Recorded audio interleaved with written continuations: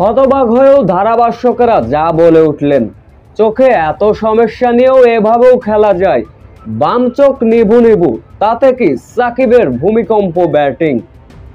এই ছবিটার দিকে একবার লক্ষ্য করুন, ব্যাট করতে কতটা কষ্ট হয় সাকিব আল হাসানের। বাম চোখটা নেভু নেভু, তবু আমরা সাকিবের ব্যাটে খারাপ করলে তাকে নিয়ে সমালোচনা করি। এদিন মেজর লিগে ব্যাট হাতে রীতিমতো তাণ্ডব চালিয়েছেন সাকিব আল হাসান। চোখের সমস্যাকে বুড়ো আঙুল দেখিয়ে অনন্যভাবে জ্বলে উঠেছিলেন। এদিন সান ফ্রান্সকোর বিপক্ষে আগে ব্যাটিং করতে নেমেছিল সাকিব আল হাসানের নাইট রাইডার্স। শুরুতেই যখন সুনীল নারিন সাজ গড়ে ফিরলেন, ঠিক তখনই ব্যাটিং করতে নামলেন সাকিব আল হাসান। শুরুর প্রথম 2 বল ডট খেলেছেন, পরের বলে বাউন্ডারি হাঁকালেন সাকিব আল হাসান।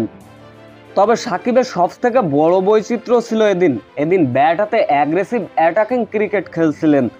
তবে শেষমেশ ইনিংসটা তেমন বড় করতে পারেননি সাকিব আল হাসান। 6-4-এর সাহায্যে 26 বলে 35 রানের দুর্দান্ত ইনিংস খেলে আউট হয়েছেন।